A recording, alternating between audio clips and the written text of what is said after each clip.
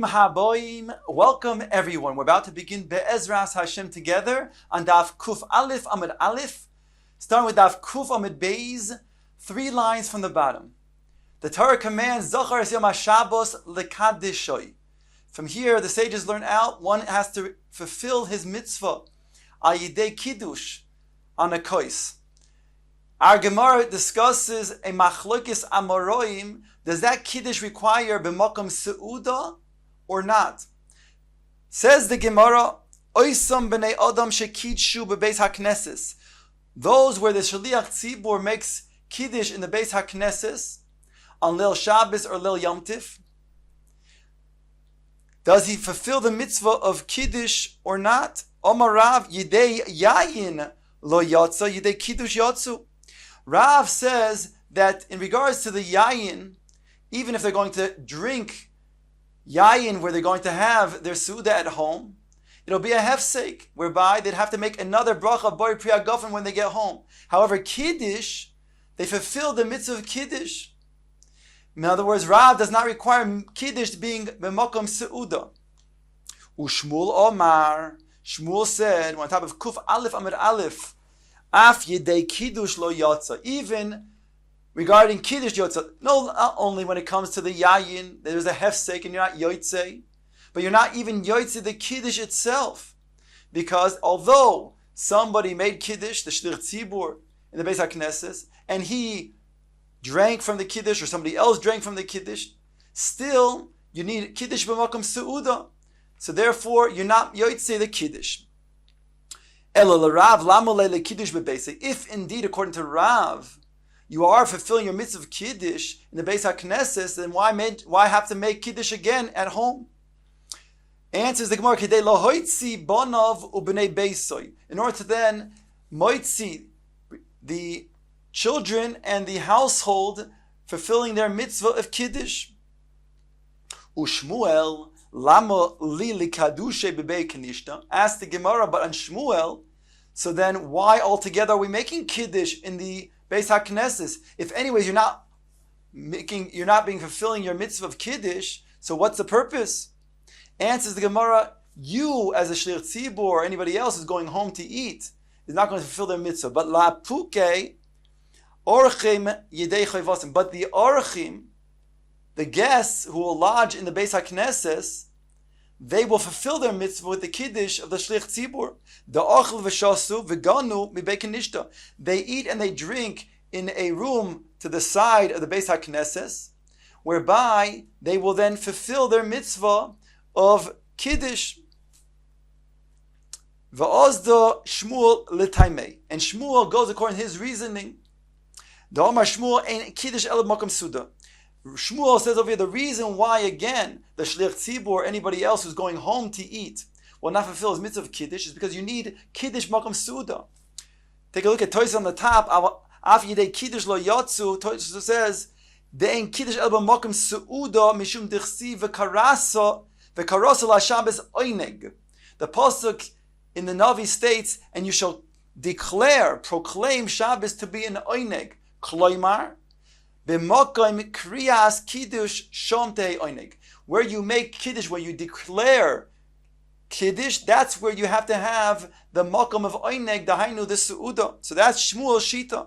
The Gemara says, "Savar minei hani milim be'ais lebayis." They thought, the Talmidim of Shmuel thought that meant that when you go from one bias to another bias, then you're not fulfilling your mitzvah of kiddush makom suda, because you're having kiddush in one bias and you're eating another bias. However, but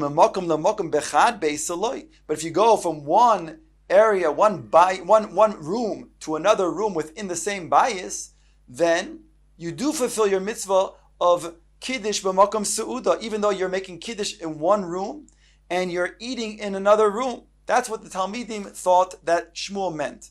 Omar luhu Rav Anan bar Tachlifa. Rav Anan bar Tachlifa corrects them and says, Zimnin disagin hava ka'imna kamei de Shmuel. I, at times, was standing before Shmuel. V'nochis me igra la'ara v'hoda mekadesh. We were standing together on the rooftop, and Shmuel went down to the ground level in order to then make Kiddush.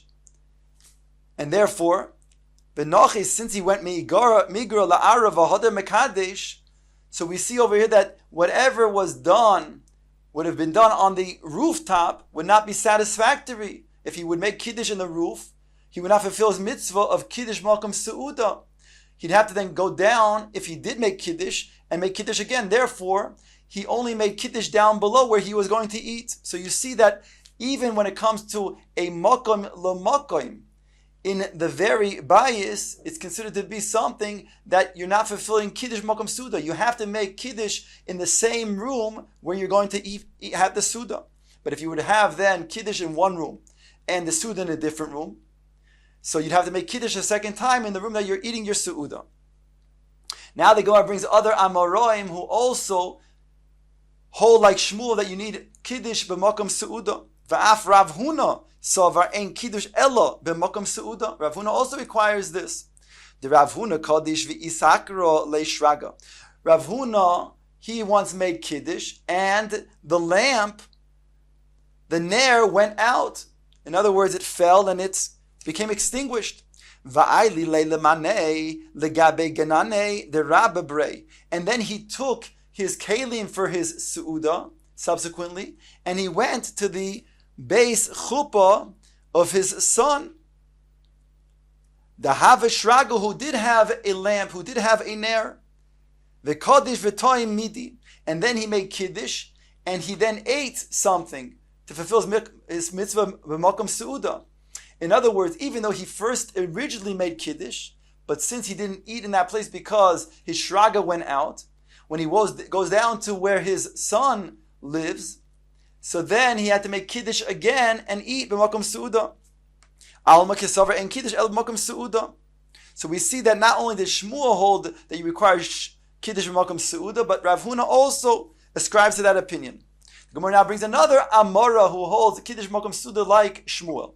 Va'af Rabba savar and Kiddush ela b'makom seudah.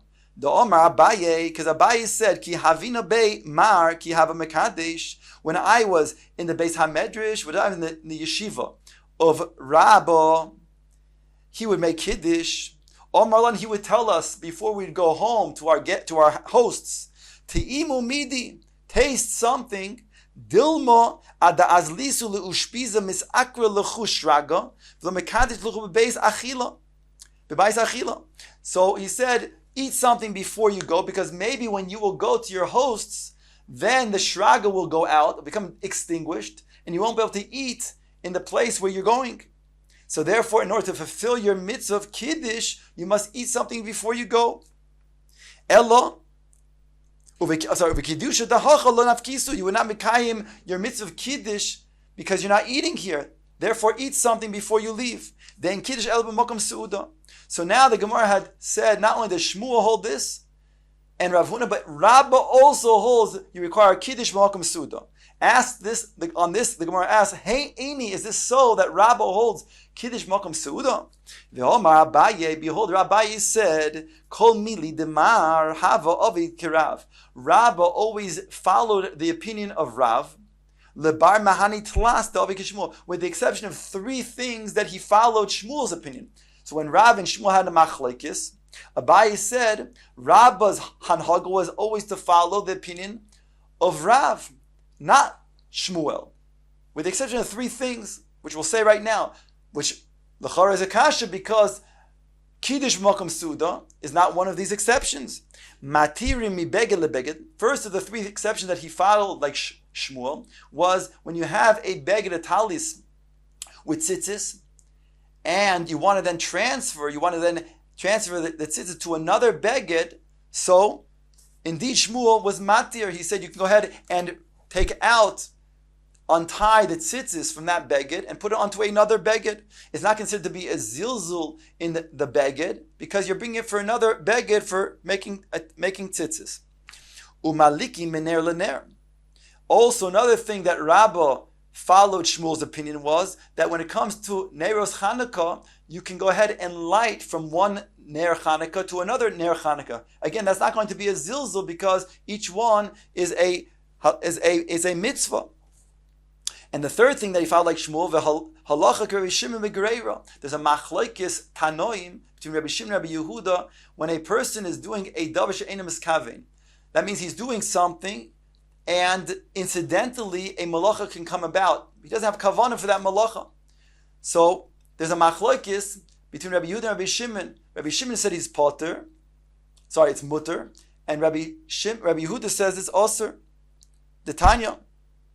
Rabbi Shimon Omer, Goyrer Odom Mitas Kisei V'Safsal B'Shabbos Ubilvashalis Kavin Lasois Choritz.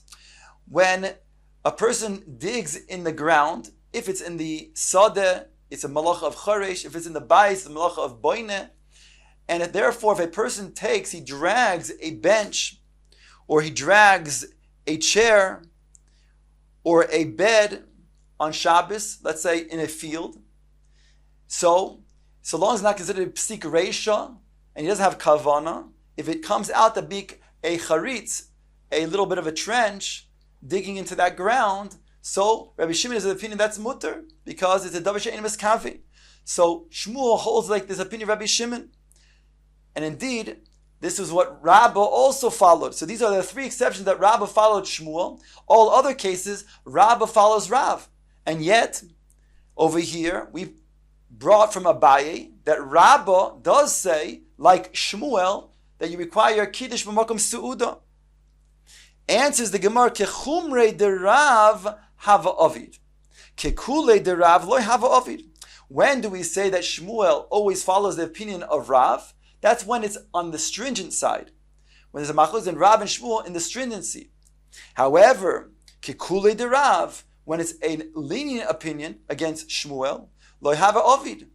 And therefore over here, in the case of requiring Kiddush b'makom suda, that's a stringency, and therefore he doesn't always follow the opinion of Rav. And that's why over here you can hold like Shmuel that you do require Kiddush b'makom seuda.